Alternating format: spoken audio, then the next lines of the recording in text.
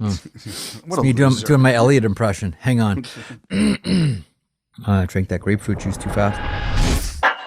There will be playoff previews on this podcast. There will be discussions, unfortunately, of more coaching dismissals. But we're going to start off once again with the Pittsburgh Penguins. Welcome to 32 Thoughts, presented by GMC and the Sierra AT4X. Friedman, Marek, and Elliotte along with you once again.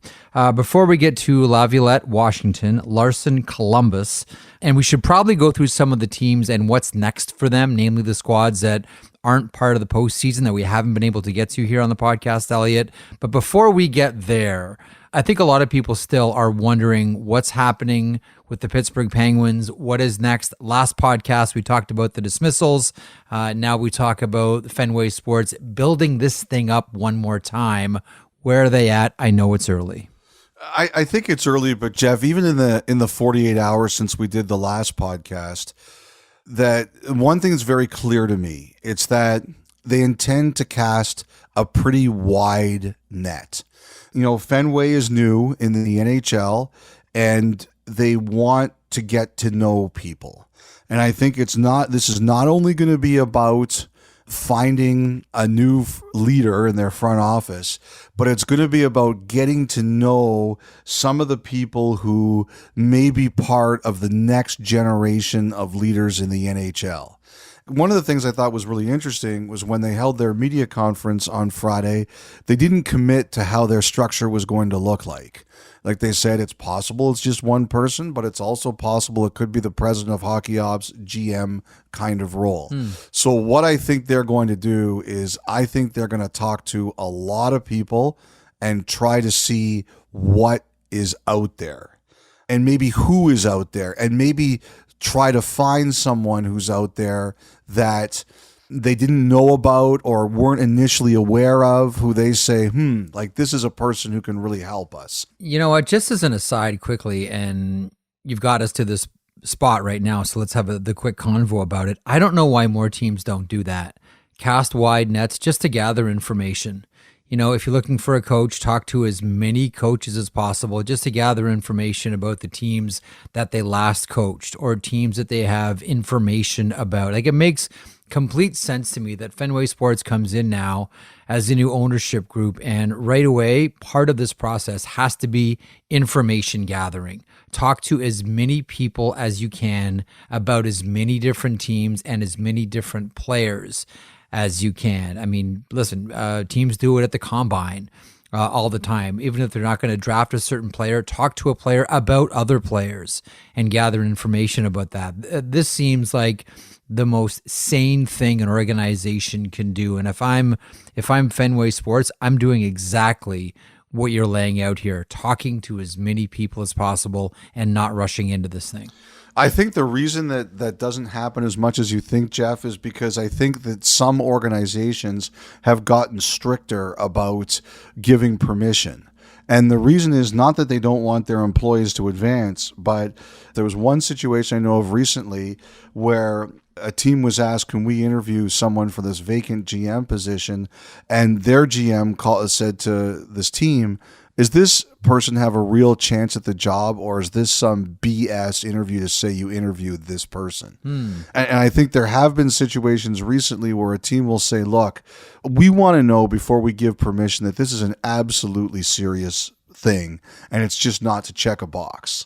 And I think it's basically to prevent against what you're talking about there and also not waste anyone's time. So I think in some cases, that's the reason that some of those permissions get denied.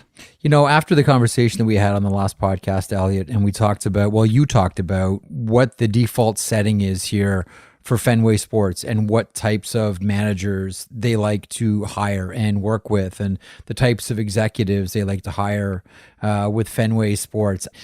There were a few names because, you know, we talked about the Kyle Dubas rumors and does he fit the MO of how they do business? And yeah, of course he does. When you look at how they conduct themselves, there were a couple of names that got shot back to me really quickly. One was Eric Tulsky with Carolina. The other was John Chayka, who's very much out there as well. Again, I think we're all throwing darts at a very early part of the process here, but whether it's those names or people like that, like who should we be familiar with here with the Pittsburgh Penguins? I think the Dubas thing, as long as he does not have an extension in Toronto, I just think that's going to be everywhere, right? Like someone said to me, like, this is not what Dubas would probably want, is his future being discussed on in such an open way as the Maple Leafs head into the biggest playoff series of his tenure. I said to that person, you might as well just argue that there shouldn't be any weather today. Like there should just be no weather at all. Like how are you going to stop that? You can't stop that. There's an opening. That's what people do. They talk about weather. They talk about who's available and who might get the job. Like there's no point even arguing about it. Yeah. Like I said, I think this is going to be a wide search, and I think that there's going to be a lot of names here that we don't think about. I agree with you on Tulsky. He fits the profile, but I wouldn't be surprised if people start to look into more individuals in that Carolina front office, not just him. Like if you approach Carolina and you say, well, I want to talk to this person, say it's Tulsky, and they say no, well, I have a feeling they might ask to speak to some other people. The other names I'd want to mention here is someone told me, Theo Epstein, who obviously won a couple of World Series with the Boston Red Sox, Fenway Sports Group. He still has a good relationship with them. And apparently Epstein is a big fan of Jeff Greenberg. Jeff Greenberg, for those of you who may remember, is a former Chicago Cub executive who interviewed for the Chicago Blackhawks GM job, didn't get it, but now does work in the Blackhawks organization. And again, I don't know how all these roles are going to end up, but someone said to me, that is the kind of person who's going to be on Pittsburgh's radar. Like that is the kind of name to keep an eye on. And also because, as we discussed, the Penguins are going to have a real analytics bent here. They're going to really increase their focus into them, and Greenberg would have that kind of a background. Like I'm not sure he's going to be at the top of their hockey operations if they hired him, but I do think he's that kind of person is the kind of person they'd be looking at. I would expect also, Jeff, that the Penguins will ask the NHL about speaking to Stan Bowman, just because Stan Bowman and Mike Sullivan had a history. Before Sullivan went to Wilkes-Barre and changed the course of his career in the Penguins organization, he worked in player personnel with Chicago, and Bowman at one time, before he resigned, was GM of the U.S. Olympic team for 2022 if the NHLers had gone, and Sullivan was supposed to be the coach. So there is a working relationship there. However, that's obviously something they have to go to the NHL with first. Sometimes these organizations like to reach into the alumni for that particular team that they own when they're hiring. Do we look same for the Fenway Sports Group and the Pittsburgh Penguins? I do think Jason Botterill is a name that would be there that they would talk to. Ray Shero is a guy who's got connections to both Pittsburgh and Philadelphia, and we've talked about how we think he's on Philadelphia's radar. Like I said, I think they're going to consider a lot of things. And, the fact that there's people out there who were in the Pittsburgh organization when they had success, I think you have to at least consider talking to them. I think this is something that's still in its infancy and has a bit of a way to go, but I expect Pittsburgh to cast a pretty wide net here. That's interesting. You just mentioned the star players for the Pittsburgh Penguins. These are significant hires for this organization. I don't need to say how significant a presence Sidney Crosby is with the Pittsburgh Penguins. Not that he would be hands-on involved, but do you think this would be a situation where he'd at least be consulted on it, or his opinion would be valued before a decision gets made? I mean, that guy swings a big stick in the Penguins organization. That's not exactly a secret, and he should. He's Sidney Crosby, after all. I don't know that he would be somebody who would say, I want this person as GM or anything like that. He's never struck me as the guy who swings his stick like that, but obviously you want to have him comfortable. I mean, the last podcast, you had him getting traded to Colorado. And I just said that him and McKinnon would do Tim Hortons commercials in Denver. I heard what you said. You had him traded. I got some interesting DMs about that too. But Anyhow, they came right out and they said that it's important to us that he stays here. So I don't look. I just think him. He's got to be comfortable, but I don't think he's necessarily going to be making demands or anything like that. Okay, to the very latest with coaches around the NHL, and Friday brought with it the news that Peter Laviolette and the Washington Capitals arriving at the conclusion that there's no more future there for Peter Laviolette. Columbus we'll get to in a second with Brad Larsen. That was the Saturday morning news, but we'll start with the Washington Capitals. Any surprise here, and who do we look at next filling the void behind the bench? The interesting thing about this story is that Peter Laviolette basically was the one who initiated the timing of it. Yeah. He asked for the meeting, and then he was the one who said, look, I'd like to see what else is out there. There was a rumor going around that Laviolette may retire, but that is not the case. He is not interested in retiring. He wants to see what else is out there. And I was talking to a former player of Laviolette's, and they actually are not surprised that he would in particular want to go this route, because under his time with Laviolette, when he goes into a situation, he gets his jolt right away. Like he says, there's some coaches he's played for that they can last in a certain situation for a long, long, long amount of time. And he says there's some coaches that are really good because they have immediate impact. And then sometimes that immediate impact, it just wanes over time. And he felt that Laviolette is one of those guys. Like, he comes in and he emboldens people right away. Everywhere he's gone, there's been a big jump right away. So Laviolette probably sees that there might be other opportunities out there where he thinks he has a better chance to win quicker than maybe Washington. I threw out the tweet almost immediately last night saying that in my perfect world, as Ovechkin chases Wayne Gretzky for the goals record, it's Bruce Boudreau behind the bench when that happens. I just think it would be a nice little bit of symmetry. But having said that, the first name that someone told me attached to this one in one of those watch this space type conversations was Spencer Carberry, who's now an assistant coach with the Toronto Maple Leafs. But the thing that I'm most curious about here is, what type of coach will they look for? And I guess maybe that might be a conversation after we have a look at what Brian McClellan's going to do with this team. Like, what temperament does the next coach of the Washington Capitals have to have? Can it be a new head coach? Does it need to be a veteran head coach? What are we looking at here, you think? I think a lot of that is going to depend on the kind of team that they have out there. I don't think the Washington Capitals are looking to rebuild. No. Like, there's a lot of Washington connections being mentioned for this right now. Yep. Carberry, obviously, who would coach there. Jeff Halpern, who played there and is now an assistant coach in Tampa. Carberry's a guy, like, you absolutely believe that his time is coming. He was close last year in Boston. He was the runner-up to Montgomery. He got a serious run in San Jose before they hired David Quinn. Carberry's time is coming. The other one too, Andrew Burnett, he has an out once Jersey is done to become a head coach in the offseason. So they're going for someone who they think they can win with. One of the biggest issues I think the Capitals felt this year was some of their young players just didn't have the impact they wanted. And some people blame that on Laviolette. But I will tell you, and I mentioned this last podcast, there are some people who looked at them in the AHL and said, I'm not convinced that's on Laviolette. Like, those kids may not have been ready. I think they're going to want someone, though, who can find a way to get those kids in and give them maybe a little bit more of an opportunity. The other thing about Washington here, Jeff, is that, Nicholas Backstrom, when he spoke after the season, he said he felt...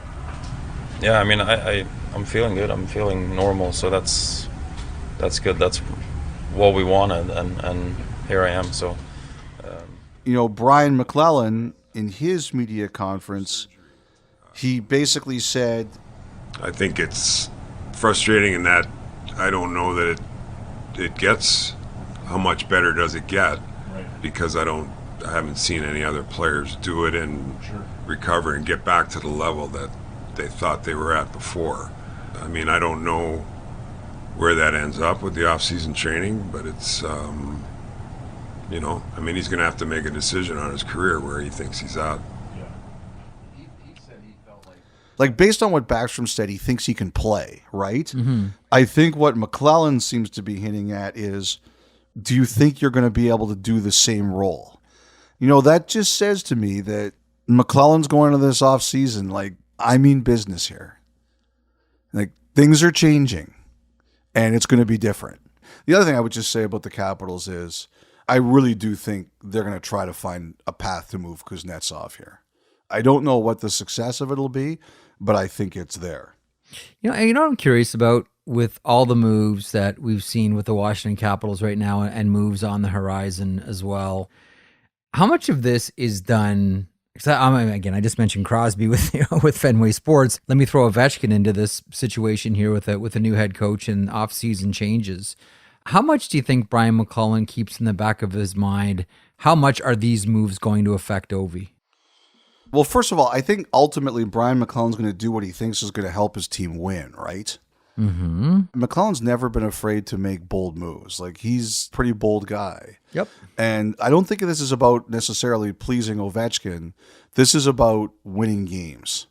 And, you know, if you look at it, if Kuznetsov gets traded, they could have no Russians around Ovechkin next year. Samsonov's gone, Orlov's gone, and Kuznetsov will see. Like, I'm not sure I ever thought I'd see that. That'll be interesting to see what the reaction is there. Let me ask you about the Columbus Blue Jackets. Brad Larsen, relieved of his duties, announced Saturday morning. When I looked at the Columbus Blue Jackets this season, first of all, injuries was a major story. Goaltending was a major story. Manny Legacy also lost his job as well. To me, it was goaltending, it was injuries, and it was a big question mark around Patrick Laine. What am I missing here? Those were the big issues to me for the Columbus Blue Jackets. You know, there were rumors that this was coming, so I don't know if anybody was hugely surprised. I'm a little surprised about the Legacy thing. Like, you know, Jet Greaves, when he came into Toronto to play that game for the Blue Jackets, you know, I asked him, because he was signed as a free agent. I said, you could have gone anywhere you wanted. You know, why'd you pick Columbus? And the first thing he said was Manny Legacy. So when I saw that on Saturday, because Greaves had said that, it just kind of threw me a little bit. They signed Merzlikins, and he's really struggled, and I guess the goalie coach wears that. Someone said to me they thought actually Laviolette would be perfect there. This team, to me, I guarantee you, there's going to be a lot of coaches who want this job. This is a team that should be on the way up. They've got a lot of talent, and they're going to have the second best odds to get Connor Bedard. And if they don't get Connor Bedard, they're going to get Fantilli, or they're going to get someone. Yeah, Leo Carlson. I think there's going to be a lot of people looking at this one. Yeah, May 8th, they may be a really popular choice for coaches out there, Elliot. I got to think that, though, this is a big hire for Kekalainen. He's got to get this one right. I was told today that this might be like the sneaky good job that everyone wants, especially after the lottery. You take a look at all those teams near the bottom. Anaheim's a long way away. Chicago's a long way away. Columbus, they want to win. They want to win fast. And so I think there's people looking at this like there's a lot of talent here. There's another piece coming. I think Columbus is going to get a lot of calls on this job. And I wonder, like, if they were in a position where they could do what Chicago or Anaheim doing, maybe they don't make the changes they make. But this organization is like, we're not having another year like this one. We're just not. Listen to the 32 Thoughts podcast ad-free on Amazon Music, included with Prime.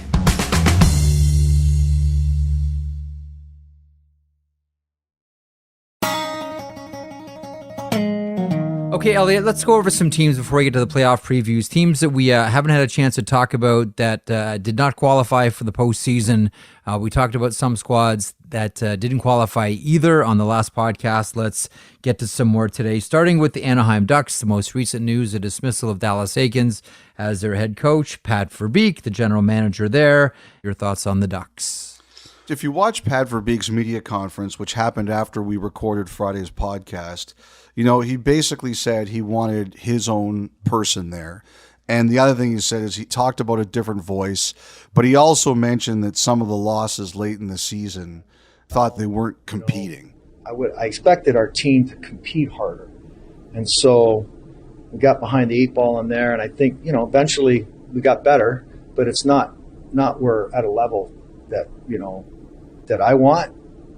It's not the standard that I want, and it's certainly not near at a standard for winning. After 70 games, you kind of see where you're going. They got the number one pick. They didn't win games at the end that other teams did that cost them the number one pick. Whatever the case is, I think we're going to find out what Pat Verbeek wants in a coach here. And the thing about Verbeek is, win or lose, you had stitches after you played against Pat Verbeek. Oh, yeah. He got a piece of you. He always got a piece of you. Even though the NHL isn't really like that anymore, I think he's going to be looking for somebody who's going to instill that in his team. Now, they've got to add some defensemen. They were really thin on the blue line. There was that game where Fowler set an NHL record at the end of the season by playing the most minutes in a regular season game. Yeah. I guess somebody got hurt in warm up and their blue line was really thin. One of the things I think about Anaheim is they have to find some defensemen. They don't have to be super stud defensemen, but they have to be like solid guys who can play, battle in your zone or get the puck out or whatever. They don't have to be Erik Karlsson 100-point scorers. And I think Anaheim has to find some of those guys. They do have some on the horizon, and we think of Olin Zellweger for one, and Pavel Mintyukov is another. Their most recent first-round draft pick going back last year. And listen, it was really unfortunate what happened to Jamie Drysdale this season. You hope for 100% health for him next season to take that next step in his development. But it isn't as if the Anaheim Ducks have been unaware of this. Mm-hmm. They're quite aware, and they've tried to, Drew Hellison, there's another name too, they've tried to stock the shelves, but the problem is they're not there yet. They're still a little ways off. That's the problem. And I get that. I think you're right. They have people eventually coming, but if you want your team to be more competitive, you need to bridge that here and there, right? Get some guys for a couple of years. So that's one thing I look at there with them. It'll be interesting. I think Adam Henrique is going to be a player of interest. I know he had a good year this year before he got hurt. I think that there are teams who are interested in him. One of the things that I think Verbeek had to consider was, did he want to trade him now? Does he trade him this summer? Does he trade him at the deadline? When does he think he can maximize it? Again, if you want to have a competitive team and you want McTavish and Zegras and whoever else you eventually get there to learn under real pros, you need players like Henrique there. I've talked about what they might be doing at the AHL level with Matt McIlvaine, and we'll see. Mm-hmm. But someone said to me, one of the guys that they're kind of wondering if they might call about this job, a coaching job, is Greg Cronin. And Greg Cronin interviewed in Boston. He's the head coach of Colorado's AHL team. I actually wrote about him in one of my a recent blog, and someone called me and told me they wouldn't be surprised if he could be on the Ducks' radar for this because he's a good teacher. And the other thing I think they have to figure out is John Gibson. I think everybody here recognizes that John Gibson would like to play for a winning team. He's not getting any younger. I thought he had a really strong year considering all the circumstances going on around him. The Ducks games this year were a shooting gallery. They, faced the most shots in NHL history. I think Gibson and them would love to find a situation where he could go somewhere and win. And we'll see where that all tracks out. 4 more seasons at $6.4 million for the aforementioned John Gibson. I didn't say it was easy. This one's going to be a tough one, but nonetheless. Real quick, Trevor Zegras is up. Don't look now, but what do you do with the next Trevor Zegras contract? Now, he's a restricted free agent, but he's coming off his entry level. He's one of those players identified as, well, first of all, wonderful bit of marketing. I know he's a polarizing player. I get it. I understand it, but there's no denying the talent. You're Pat Verbeek. This is one of your next big challenges. Where's the decimal point for Trevor Zegras? Also, Troy Terry's up too. He sure is. Terry's got arbitration, so that's going to be a big number with his counting stats. I mean, you know my rule, Jeff. Lock him up, Young. Lock him up. If you think someone's a cornerstone player, you lock them up for as long as you can because the price is never going down. One of the things that was interesting about when Verbeek took over as GM of the Ducks, there was a philosophy like we're just not doing long-term deals.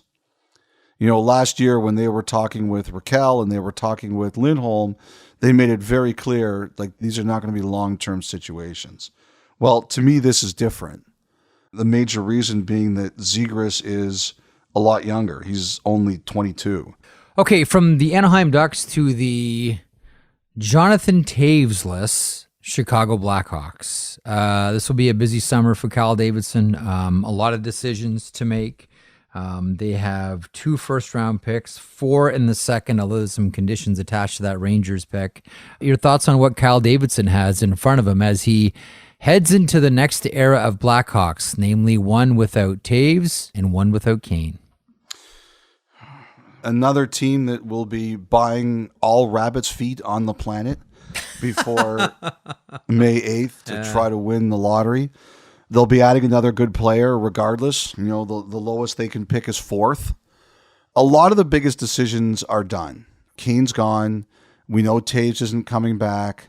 So what I'm curious about is who's their new core?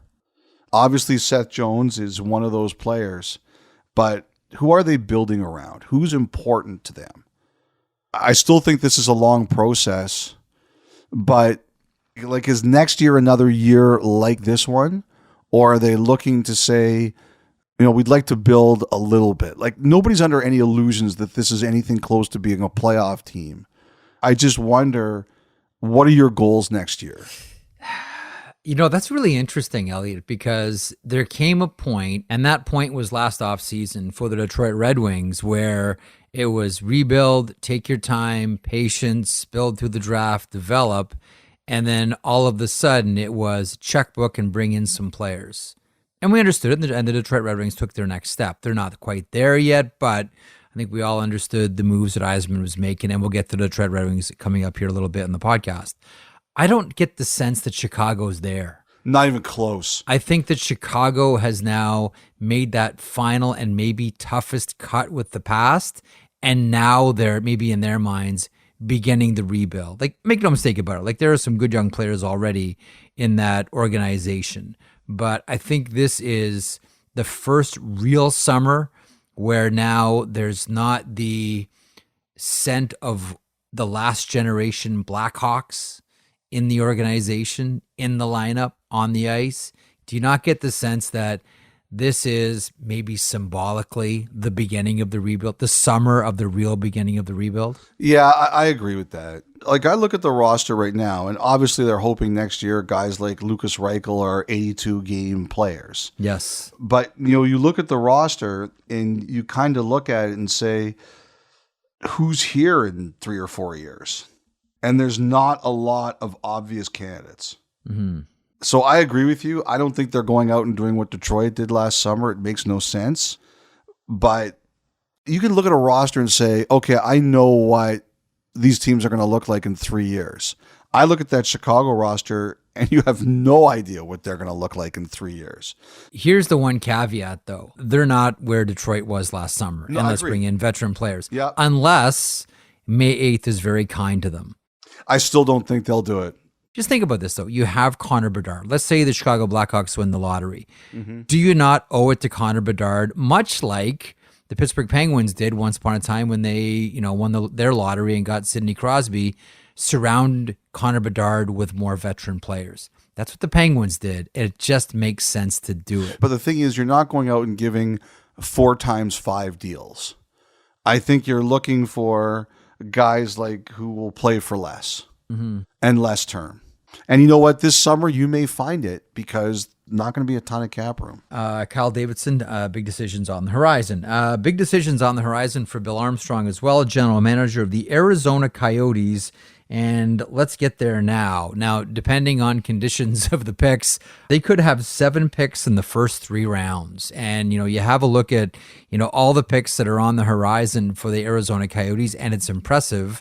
Mind you, last time I checked, teams are only allowed to carry 50 contracts and eventually have to turn, prospect capital or draft capital into players, but Arizona's not there yet. Your thoughts on the Arizona Coyotes this offseason, knowing full well, look, so much is just attached to the arena. They have 2 huge dates in May for a team that isn't playing, the lottery and the referendum, right? Yes. Like those are seismic days in the Arizona calendar. And you're right. I think a lot of people are hoping we finally get some clarity on this, one way or the other.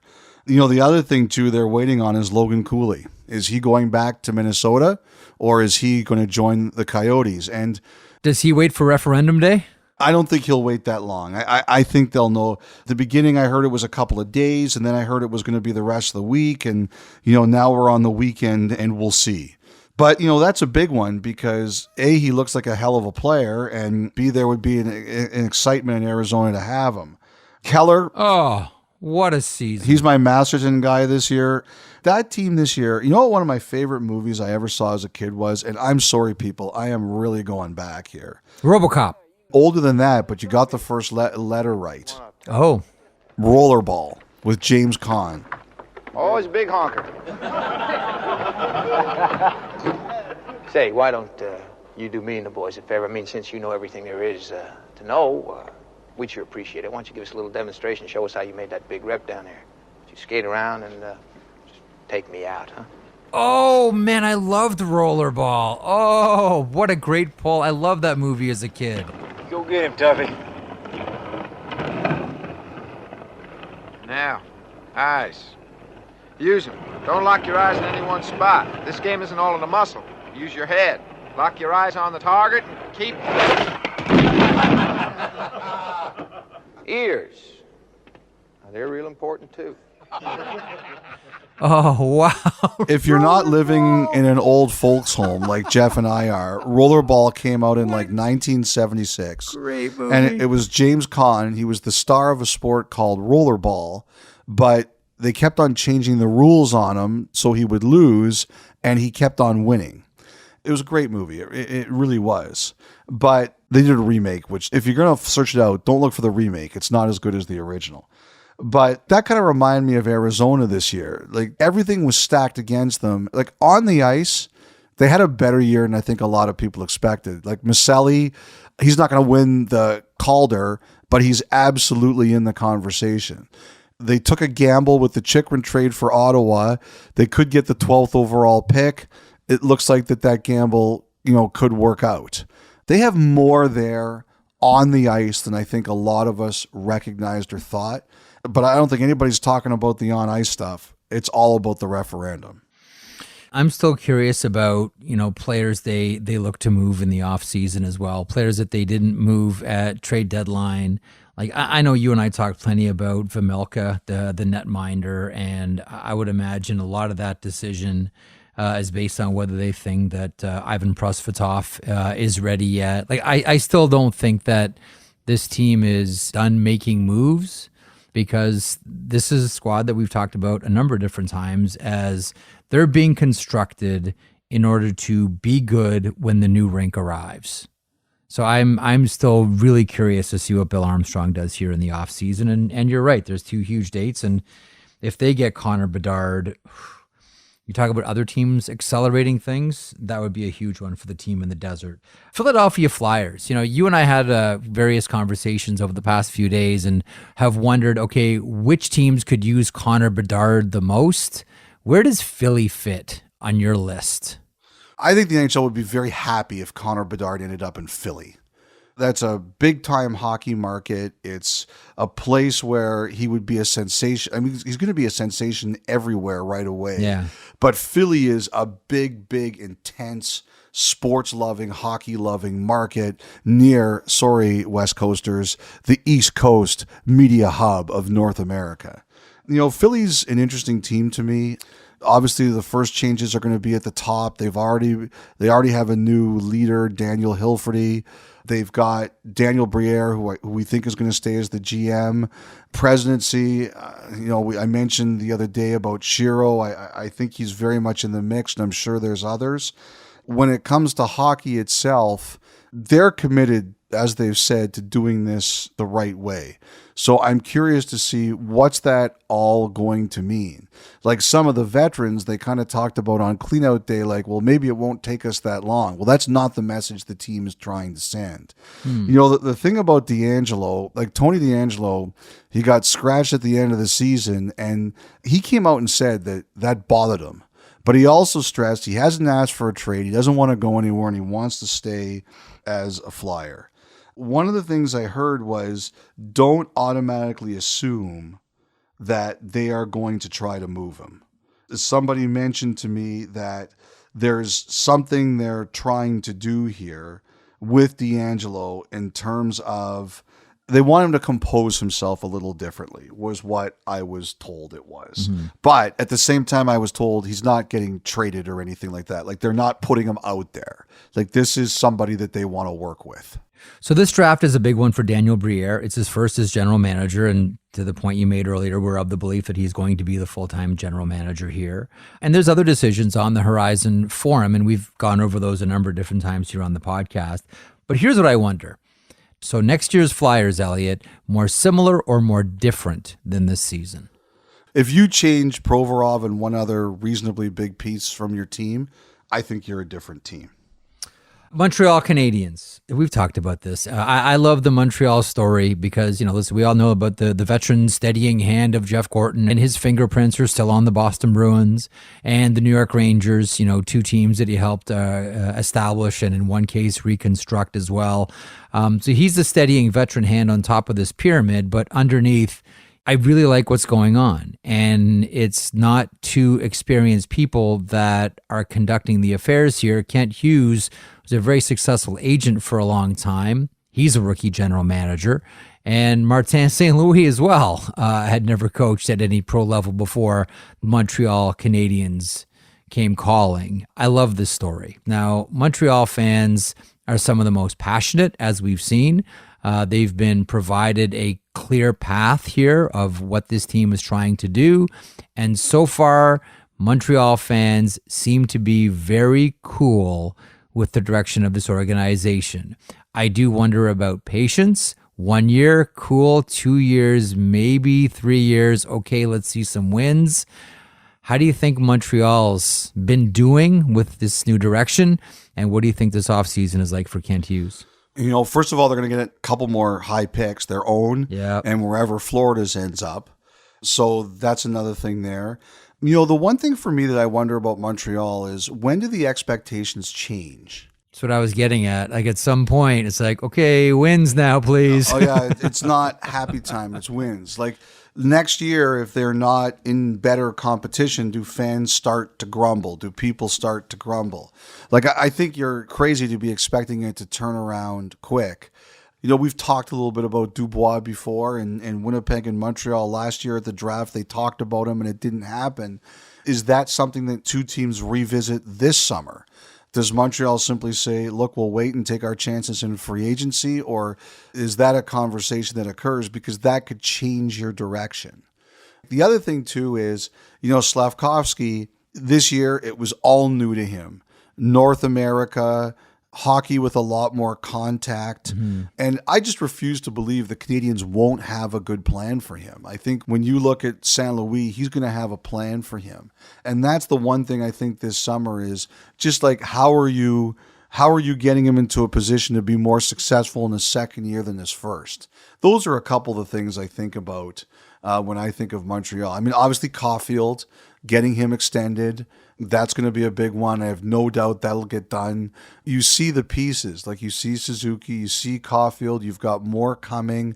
They've got a lot of young players that they've signed out of college who are going to get a chance to play on this roster. I think you see where it's going.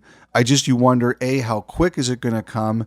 And B, what is the timeline they think of some of these players really to be ready to make a difference in the NHL? One of the things I admire about the way that this group conducts their affairs here with the Montreal Canadiens, it seems as if they understand that, and this is going to sound like a shot at the old regime, and it's not. I know that some kids were rushed, and I get it, but they seem to understand that the NHL is not a developmental league, that the NHL is where you graduate to after you're close to the end of your development. That's one of the things that I think that there's going to be continued premium placed on what happens at AHL Laval and how players ripen there. And that this is, the NHL is not a place to learn on the job. Speaking of ripening, that's always been the call of the day for the Detroit Red Wings. This goes back to the Ken Holland era and the idea of over-ripening players in Grand Rapids. Steve Yzerman faces an interesting off-season. Last year, it was start to blend in more veterans and slowly bring in young kids. I think next season, there's probably an expectation we'll see more of Simon Edvinsson. We'll see more of Marco Kasper as well. They do need a goaltender as well to complement Ville Husso. They have 2 firsts and 3 seconds. What do you look for with the Detroit Red Wings, and how do you assess their season, Friedge? Well, the one thing is, I don't think you can do that every year. Like what Yzerman did last year, I don't think you can do that every year. So I don't expect him to do that again. One of the things he really talked about in his end-of-season media conference on Saturday is that he wants to see their young players get even better.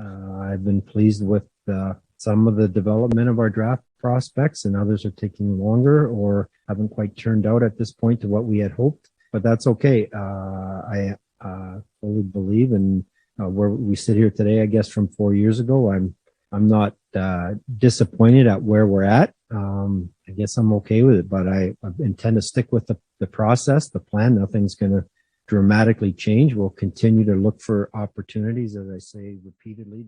So last year he felt he got them some help, some veteran help, and now he feels it's on them. And he talked about like Raymond and Veleno, they've got to take another step. Like I think the thing for Detroit this year was when we look at those 2 games against Ottawa, it's how they got physically dominated. Oh, yeah.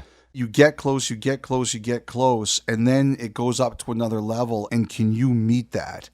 And the impression I got from listening to him a bit, and he also talked about a couple other players that are prospects there, and you get the sense that he thinks there's more coming. Like there's more young players who are going to make the Red Wings better. You look at Ottawa and Buffalo, right? Like we all think they're there. They're on the precipice. Mm-hmm. And why are they there? It's not because of who they signed as a free agent or traded for. It's because Brady Tkachuk is ready. And, Jake Sanderson proved he was ready. Tim Stützle is ready. That's why Ottawa's close. And in Buffalo, it's Tage Thompson is ready. And Rasmus Dahlin is ready. Like Seider obviously has shown what he is. So my question about Detroit is who's next summer's the player who arrives, whether it's their Stützle or, their Tkachuk or their Tage Thompson or their Dahlin. Like who's the next player with Seider who's going to take over as a frontline young player in the NHL? And that's what I think Yzerman's looking at and saying, if we're really going to be ready to go somewhere, we're going to need more than one of those guys. Let's finish up with the San Jose Sharks and rookie general manager Mike Greer's first season as a GM in the NHL. They have 2 first-round draft picks this season so far. And how much of what we expect to see out of the San Jose Sharks in the summer, Elliotte, revolves around Erik Karlsson? Well, that's the thing that's the big one for me is if you trade him, you're losing 100 points. Now, you can argue that you were far down the league, but, it's still a lot to take off your team. So, yes, I absolutely believe that Karlsson and his future is the number one thing. The other thing, too, is we were talking about Anaheim before. This is a team that also has to improve their defending mentality. They really struggled with leads. Like, I think they were the worst team in the league with leads. Like, after one and after two periods, they would lose a lot of games, and they had a lot of games where their goaltending just wasn't as good as the other teams. So I think obviously while Carlson gets a lot of the noise and the oxygen, and deservedly so because of the year he had, my biggest question is, how are they going to learn to defend better? How are they going to learn to keep the puck out of their net better? And they can't take the next step until I think they solve those problems. All right, Elliotte, we'll finish up with the St. Louis Blues and their most recent news, dismissal of a couple of assistant coaches, Craig McTavish and Mike Van Ryn. Some pretty pointed comments by players like Justin Falk, veteran defenseman, at closeout day on Saturday, talking about it's not just on the ice, it's off the ice, etc. What happened this year with St. Louis, and what do you expect next season out of Doug Armstrong's team? Even though I don't think they're going to be a big player in free agency, I wonder if that's a clue on Ryan O'Reilly. Doesn't mean he's not going to be a big player on something. He also said, they have multiple first-round picks. With the one that's high, he says he expects to make that pick, and then they'll see, which makes a lot of sense. I still think he's going to do some remodeling here, or at least try to. Like, this is someone who made it very clear, if you were interested in the defenseman, then you should call him just before the trade deadline. And they obviously didn't like the way they played defensively. That's not a thing that you come back with the same personnel and you say, okay, problem solved. That's, you've got to make some changes. So I would expect that he's going to look for changes on the blue line. St. Louis, to me, they weren't as mean a team to play against last year. I can't imagine that's what they want. They've got high skill, and that's what you need. Bringing Blais back, I thought that was really back to the identity that they kind of want, and he seemed rejuvenated there. I wonder if they're going to look for a couple more guys like that. I don't think that would surprise anyone. I know people always say, you always talk about this with St. Louis, but it's true. That's the origin story of the St. Louis Blues. It has been consistent. They like and always have nasty teams. That's just baked into the pie for the St. Louis Blues. One more team I just want to mention is Calgary. I know we've talked about them a lot, but Jeff, their players came out and spoke. Yes. Tyler Toffoli made it very clear he's very happy to stay.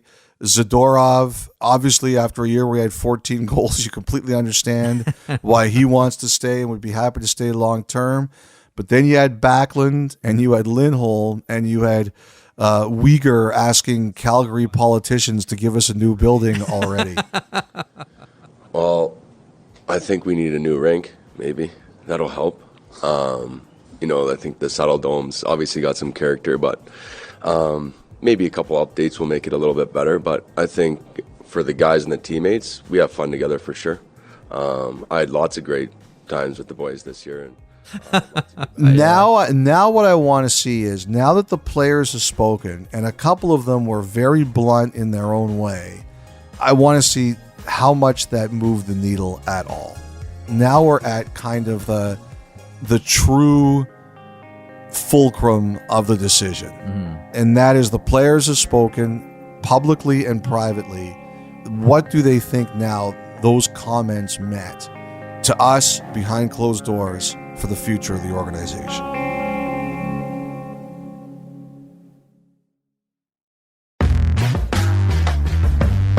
Elliotte, we've talked a lot on this podcast, and I know people appreciate it, but also want to get to the playoffs, want to watch the playoffs, and probably get a thought or two before we get there.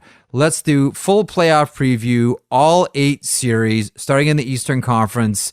The juggernaut Boston Bruins, can they be beaten? They face off against the Florida Panthers, and I think we're all itching to see not just the Florida Panthers against the Boston Bruins, but a certain Matthew Tkachuk, sir, against the Boston Bruins. Well, I want to see that. I want to see who wins the drive craziometer between Tkachuk and Marchand. That's the entertainment that we all want here. I don't believe in upsets in the playoffs anymore. I think the margins between these two teams are too thin. It's too close. But I think the closest thing that we would see to an upset is Boston losing simply because of the season that they had. I think people would just be shocked to see it end so quickly. I think this is all about Alex Lyon. And I think Lyon has proven with the stretch that he's had this year, first of all, he earns it. And secondly, you can't assume it's all going to be over once the playoffs begin. You know, he is the guy. He went from 24 NHL appearances before this year to saving Florida's season. You can talk about how good Tkachuk was or how good some of their other players were, Montour having a ridiculous season, but they're not here if it isn't for this guy. And as long as Lyon continues like some level of that play, that they're in the series. If he can't, they're not going to win this series. It's that simple. All right, the next series, the Toronto Maple Leafs and the Tampa Bay Lightning. Toronto goes in as the favorite here, but as we've said before, it is the fool that bets against the Tampa Bay Lightning. I think we're all waiting for that moment where all the games, all the injuries, all the attrition, and you throw, Ryan McDonough and Andre Palat on this year's, attrition fire for the Tampa Bay Lightning. And we're all waiting for that moment where it all catches up with Tampa. Maple Leafs hope that it's this season. What do you look for in this series? Look, you know how I feel about the Lightning. Only an idiot bets against the Lightning. That said, Toronto should have beaten them last year. They didn't because the Lightning are the Lightning. They found a way to win. And I think Toronto should beat them this year. Like if you're Toronto, the guy who terrifies you the most is Vasilevsky. Of course. And you know that Tampa will not go down without a fight. A fight in terms of skill versus skill and a fight between how mean they are. But I think Toronto is deeper. To me, the biggest change in the Lightning this year is they're not as deep as they were. I think Toronto is a deeper team. Like if you watched that game last week in Tampa, they are prepared to take the game to them physically. I think at times Toronto has just been said, as you like to say, our revenge is our power play. If you look at Toronto's power play in the Matthews era in the playoffs, in every year except one, and I think that year was 2018, their power play has been worse in the playoffs than it was in the regular season. And some of those times, including last year, significantly worse. I think the power play for Toronto is a big one, but also I think the difference with this team is they are prepared to play you rough. And I think against Tampa, you can't always just say, oh, we'll get our revenge on the power play. No, you have to play them rough back. And this Toronto team, I think, is built that way. Like I said, I think Toronto should beat Tampa this year, but I thought that last year, and the Lightning are like Freddy Krueger. When you think they're dead, there's 17 more sequels. Underestimate the Lightning like a fool, but Toronto should beat them. So here's the thing. Heading into this season, the storyline was, and when you consider that Kyle Dubas was without contract extension going into this season, if they can't get out of the first round this year, massive changes are coming with the Maple Leafs organization. Do we still believe that? Yes, I do. Now, I believe that Kyle Dubas wants to be in Toronto. I do. For all the rumors about Pittsburgh or anywhere else you might think he could end up, I believe his first choice is to be the GM of the Maple Leafs. Look, Jeff, you and I, we work for a telecom, okay? The good telecom and the evil telecom own 75% of the Toronto Maple Leafs, okay? Yes. What do telecoms want? They want results. You made $1 this quarter, you better make $1.05 the next quarter. They want to see results. But I think at the end of the day, he wants to be the GM of the Maple Leafs, but it's contingent on you got to win a series. What will the result be between the Carolina Hurricanes and the New York Islanders? That is the next series up for grabs here. There's a couple of really significant injuries here that we've talked about plenty for the Carolina Hurricanes, whether it's Max Pacioretty or Andrei Svechnikov. That's a lot of firepower to take out of a lineup, but still, Carolina can do a lot of damage to a team. And the Islanders, it went right to the bitter end for them. Matthew Barzal, that's the wild card in this one, and his health. How do you look at this series? I think this is going to be a really tight series. If I was to look at a series and say that's going 7 games, I would probably say this one. I think it's going to be a real grinded out series. These two teams like to play hard. I think these two teams like to punish you. They like to cycle and bruise you while attacking you. I think that if there's one place the Islanders should have a real advantage, it's in goal. To me, this series is almost too close to call. It's just, does Carolina have the offense? I think I'm asking the same question that everybody else is asking. To me, the most important non-goalie player in this series is Brent Burns. I think Brent Burns, who's been a godsend for them, needs to have a big series for Carolina. The New Jersey Devils and the New York Rangers, man, I'm looking forward to this one. Cue the nastiness, cue the fan invasions in both arenas. How do you see the Devils and the Rangers?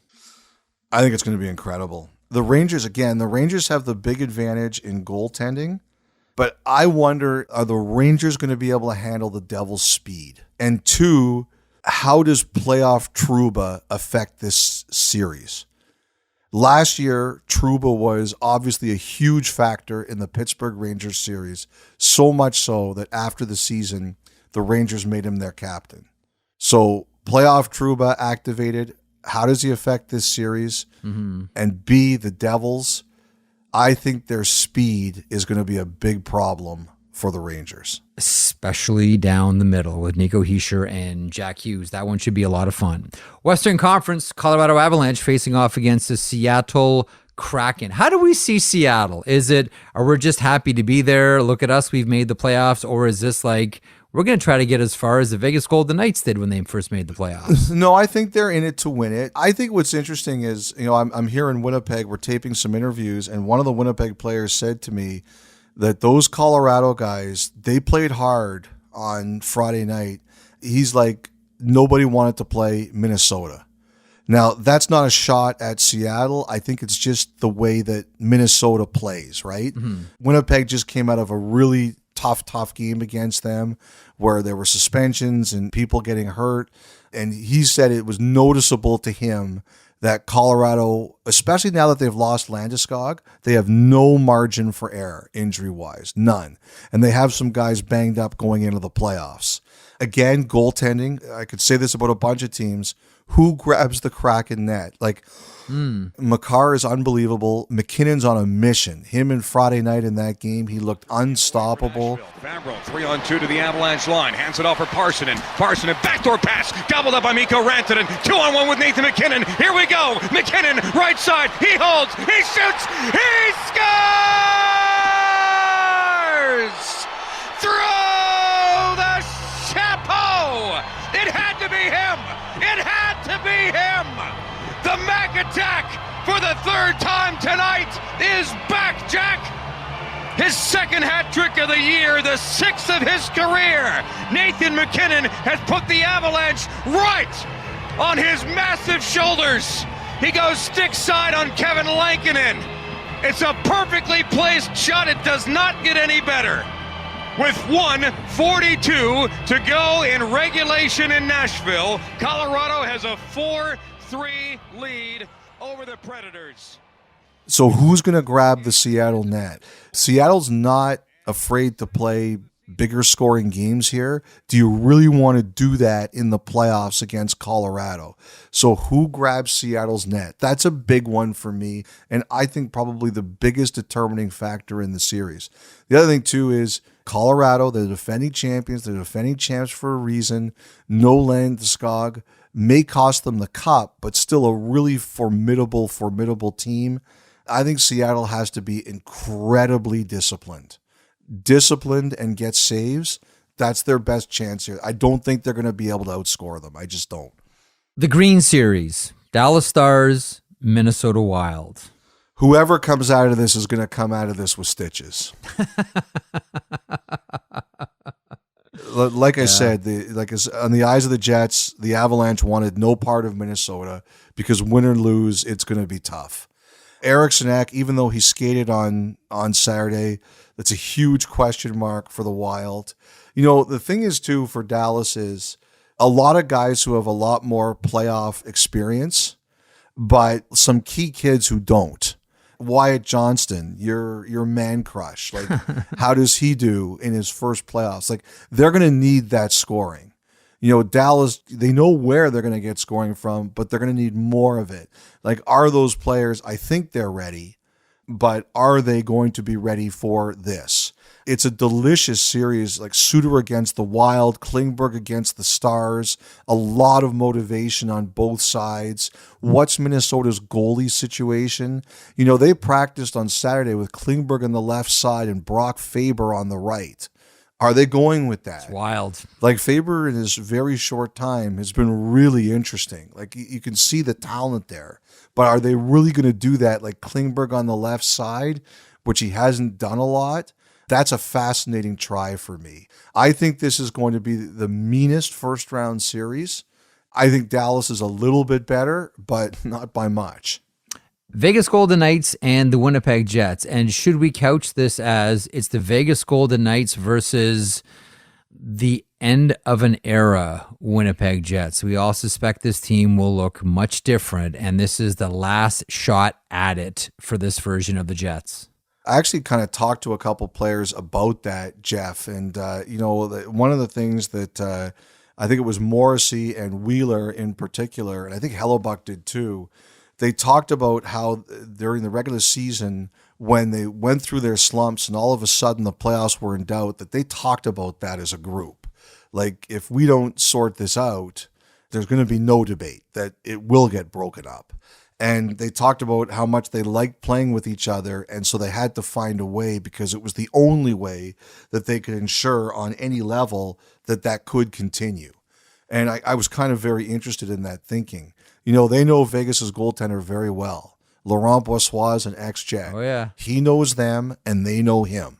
I think that's a really, really fascinating subplot. Vegas defends very, very well. Ehlers is healthy. Stone's coming back. The whiteout in Winnipeg. Somebody was saying to me the reminder of, when they met in the semifinal in 2018, how the Golden Knights kept the lights off until right as Jets practice was supposed to start. Like, they couldn't even go on the ice early because it was still dark. Vegas loves their old school mind games. To me, it's that Vegas defense. They play very, very good team defense. Can Winnipeg penetrate that? And the second thing to me really is, like, Winnipeg's guys look like, okay, deep breath, we made it. They seem like a really refreshed bunch.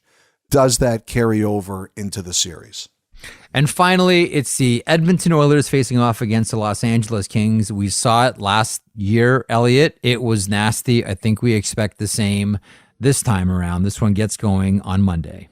Yeah, super mean series. Like, this is why the Kings went out and got Kevin Fiala, right? Oh, yeah. Last year, they couldn't beat the Oilers because they couldn't score. So this, to me, is Fiala time.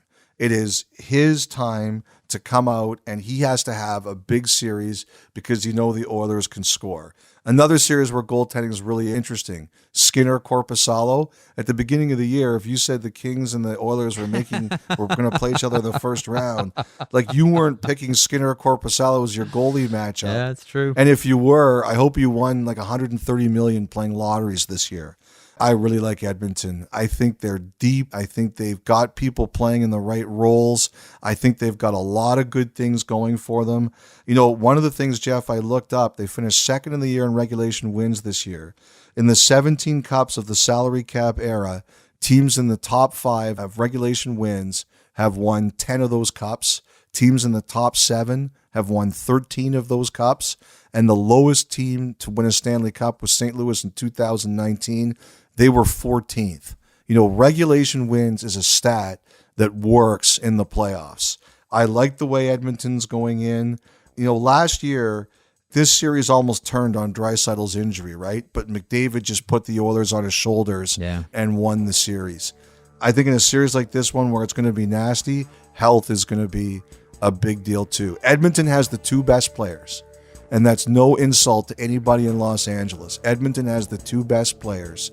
If they're going, the Kings are going to have to score. They could not score last year and they lost. They have to score this year or they won't be able to win. Elliotte, I'm like you. I'm like Amel. I can't wait. This is the best time of the year. There is nothing like NHL Stanley Cup Playoff hockey.